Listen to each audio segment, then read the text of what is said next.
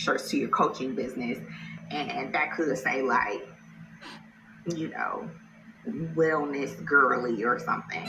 And so then when you have your shirt on, or somebody else has the shirt on, they're like, oh, what does that mean? You're like, oh yeah, this is for my consulting business. Or your customers, what you would love to have done is that your customers are selling it for you when other people see your t-shirt out and about. They're like, oh, what is that? So number one, first thing that I would do right now, especially knowing, and what you may have heard before, t-shirts are a saturated market. A lot of people sell t-shirts because they will never go out of style. We love t-shirts. We love to represent how we feel, who we are, where we're from, all of that.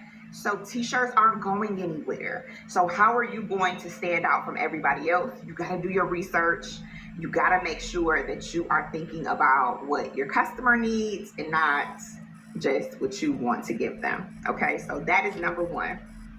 So I want you to notice that I did not directly go in and say design your t-shirt immediately.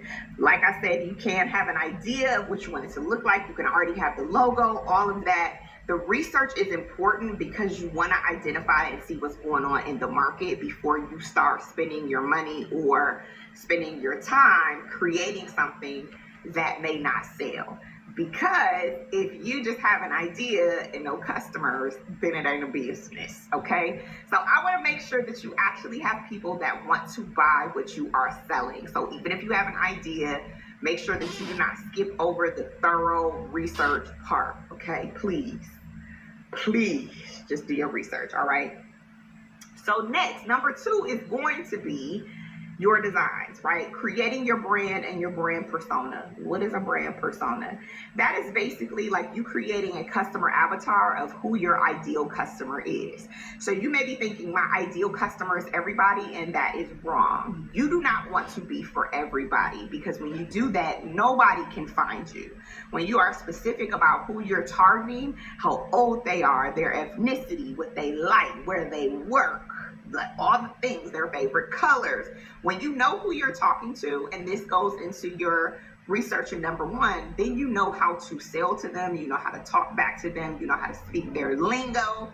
It's like a dialogue between the two of y'all, okay? So think about that when you're creating your brand, when you're thinking about your website colors, when you're thinking about the colors of your designs, when you're thinking about like, okay, what do I want to put on the t-shirt? For example, if I'm thinking about a girl plus guy, she wants to wear this shirt to brunch because she's brunching, because she's still cute, but she also probably gonna wear it to church, or maybe the women's conference, or maybe something else she's doing, a holistic self-care weekend, right? Think about all of that when you're creating your brand, your website, your color palettes, your social media pages, taglines, all of the fun things. I'm gonna be honest, number two is my favorite.